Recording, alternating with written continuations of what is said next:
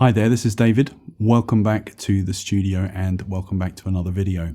I wanted to make a video today to talk to you about probably the two most popular lenses that are used by the Fujifilm GFX photo community. Now, one of them is very highly revered and people talk it up all the time and they love it. And the other one, I don't think it's true to say people dislike it, but it certainly does not get the kind of rave reviews as the other one. Now, if you shoot with GFX, you'll know that I'm talking about the 63mm f2.8 and the 110mm f2 lenses. Now, the 110 is the one that everybody loves. You can't say a bad thing about it. And with the 63mm lens, people just aren't quite so positive. And I want you to come on a series of photo shoots in the studio with me. And this video is really all about how these lenses perform in the studio. I've got them both with me to show you. So the 110 is the big one. The 63 is the small one. So they're not especially interesting to kind of look at. They just look like camera lenses. It is worth bearing in mind that the 110 is big and heavy, certainly compared to the 63mm lens. And aside from their sort of technical specifications, their focal length and their f-stops, you might be surprised at what they can do and how similarly they perform actually. And I think with studio photography, most of us who do it, certainly those of us who do it professionally, are not really shooting at the shallow depths of field, which lots of natural light photographers like to use. The work doesn't really call for it. So speaking for myself, I'm mostly shooting at f8, 9, 10, those kind of places. So the beautiful out of focus stuff that these lenses do is not really very relevant. The 63mm lens is wonderful in my opinion. It's the one that gets a not very good press actually. And I think part of the issue with that is that the build quality of it is not as good as most of the other GFX lenses. I haven't shot with all of them. I've shot with a few of them. The build quality is certainly nowhere near in the league as the 110 for sure. I've shot with the 80mm as well, and that's very good. However, with that aside, the results that you get from the 63mm lens are absolutely terrific. In my opinion, I get paid to shoot photos for a living. I certainly don't get paid by Fujifilm or by anybody else to say anything about anything. So what I'm giving you is just my own experience and my own opinion. The majority of the work that I do is with the 63mm lens. It has the equivalent kind of look as a 50mm lens on a full frame system, and the 110 lens has an equivalent kind of look to, I believe it's 87mm. So I've got a sort of standard lens and a telephoto, and I use them both in, I use them both a lot basically. If I work within a small studio, if you've seen any of my other videos on YouTube, you'll see the kind of space that I work in, and later on in this video, when you see me shooting, you are going to see the very limited place where I work. And so whereas I'd love to use the 110 more than I do, the limitations of my square footage sadly stop me from being able to do that. And in terms of studio photography, I think the main difference that you get, aside from the obvious differences in look between focal lengths, so photos that are shot with a standard lens, 50mm or 63 as it is on the GFX system, they look a bit different, don't they? They have a little bit of lens distortion compared to the telephoto lenses. But aside from that, in my opinion, the thing that the 110 is better for primarily is sharpness. And again, that is a thing which is highly prized by some people, and by other people it is not so highly prized. It's not a huge deal to me. I'm not a pixel peeper. I don't need to see the pores in people's faces or the whatever other weird and wonderful details you get, but you do get that difference in the focal length. And if I had to choose only one of them and I had the space to use the big lens, the 110, then I definitely would do so. Now, throughout the rest of this video, you are going to see me doing 4 shoots with a friend of mine, Jess. She's a professional model. And really, I wanted to put the lenses through their paces to show you what they can do in the kind of shooting scenarios that many studio photographers have. I've used a range of hard and soft lighting setups, and I'll sort of talk through those as we go through the video. But really, the object of this is really to show you what they can do. And one thing to bear in mind with the 63mm lens is that it costs about 1/3 of the cost of the 110. Now, that is a huge amount of money. If you're a professional photographer, you are probably not a billionaire, which means that, like me, you just have to keep an eye on the kind of money that you're spending. If I had to say, does the 110 give me 3 times the performance of the 63mm lens? No way. Absolutely, it does not. But the things that it does really well. I hope you enjoy watching me shoot and the different range of photos that you're going to see. I think one of the most important things to bear in mind with what you're going to see is that the success, or otherwise of the shoots is really not so much down to the equipment used, but it's down to the fact that I carefully chose the color schemes for the photos. The lighting setups were pretty carefully done as well. And you can see the lighting setup fairly clearly, actually. And most of the work that I do makes use of soft light. So you'll see me using my 100cm deep octabox. It's an Elechrome modifier. I use that for some of the work, and the 150cm or 5-foot indirect Elechrome octa, which gives you this very big and soft kind of look.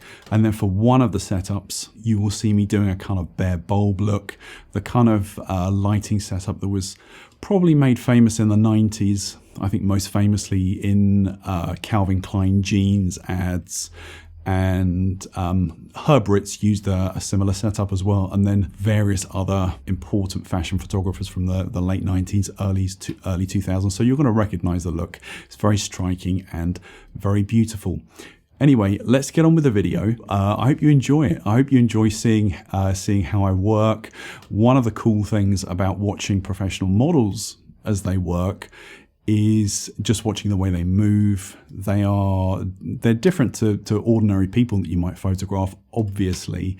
And one of the most striking benefits of working with those kind of people, especially if you're learning about photography or you're learning about studio photography, is if you have somebody that you don't necessarily have to direct for everything they do. That's a really, really useful thing to help. Anyway, a bit of rambling from me there. I really hope you enjoy the video and let me know what you think. Thank you. In this first shoot, I'm using a mixture of the 63mm and the 110 lens. It will obviously be clear to you which is which. So when you see the big one on the camera, that's the 110. And just to talk you through how I set this look up, you can see that virtually everything in the photo is pink. Most of the wardrobe items are pink.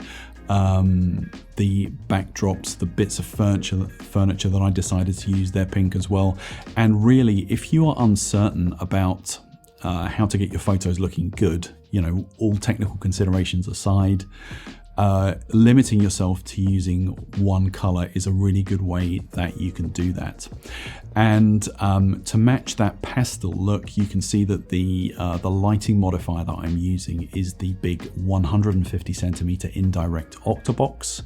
That gives you very, very soft light. The indirect bit means that the strobe head fires inside the modifier itself, and then fires it around the outside of the octabox, and that really gives you the softest light that you can get. And it's actually very difficult to take a bad photo with those big modifiers.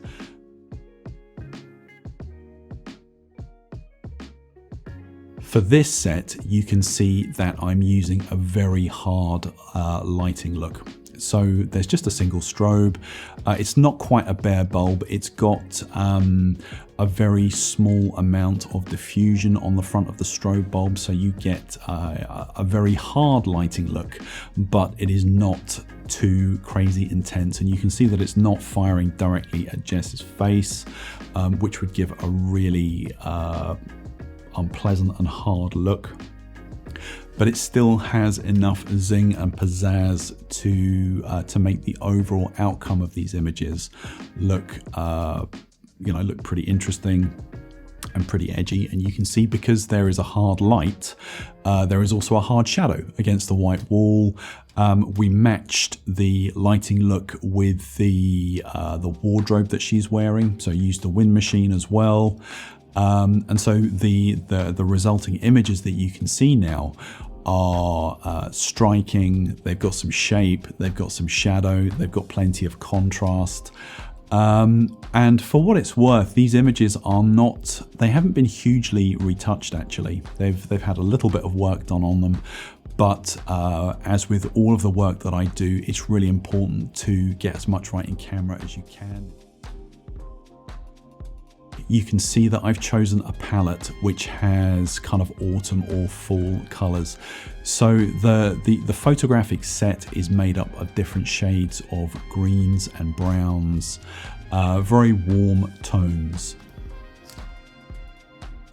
And I decided to match that up with the wardrobe choices. So Jess is wearing a brown outfit, and those choices were partly made by the kind of textures within the fabric. So the skirt is satin, there is some embroidery going on in her shirt, which gives some interest, and it pairs her overall look up with the background elements. So with the brown tapestry changing screen type thing. So you've got that kind of confluence really. And the lighting modifier that I'm using in this set is the 100cm Octobox, and the difference that you get with that compared to the 150cm one is that you get slightly more contrast. Now the difference is not hugely significant at all, and I think there's a whole range of opinion on this, but as far as I am concerned, if you put the light in the right direction, you're getting a quite similar look. Now with the deep Octoboxes, Elechrome make shallow ones as well. The deep ones have a slightly more focused direction of light, which in a sense makes them a little bit more difficult to place, but it is what it is. The shallow ones are, you can point them in vaguely the right direction and you will get a good outcome.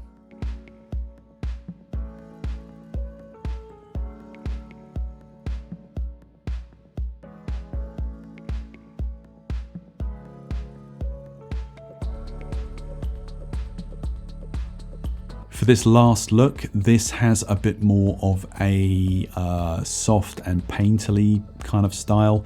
So I've gone back to the 150cm indirect Octobox, or the 5 foot. And it's matching the softness of the clothing style. You can see that I'm using a backdrop which looks kind of like a canvas painting, I guess. I call those one of my pop drops. And so the styling and the clothing and the lighting style and the background style are all designed so that they work together and so that they make sense.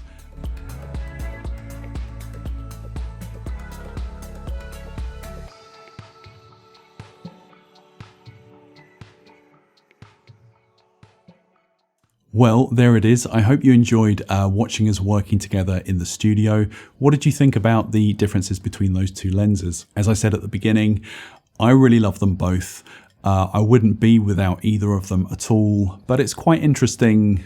It's always quite interesting with lens talk, the way people will rave about certain pieces of equipment. Sometimes it's useful, sometimes it's not useful. For me, I've always said that the tools that I use for my work are just that. They are tools. If they stop doing their job sufficiently for me, I'll change them for something else. I certainly do not get emotionally attached to things like cameras and lenses, but those GFX lenses are doing a decent job for me at the moment, and so I'm going to stick with them. I'd be very interested to hear your thoughts about what you've seen and the photos that you've seen. Yeah, so that, I mean, you know, they both have their job within my equipment arsenal. I don't even think I would buy any other lenses for the GFX system, because those two do pretty much everything I need. Now, I don't do astrophotography or landscape or whatever, but for portraits, the 63 and the 110, I highly recommend them both. The 80mm as well, which I've used on previous occasions. Fujifilm very kindly loaned one to me a while back. That's amazing as well, but I certainly wouldn't swap that for the 110. Hope that was useful for you, and I'll see you in the next one. Bye-bye.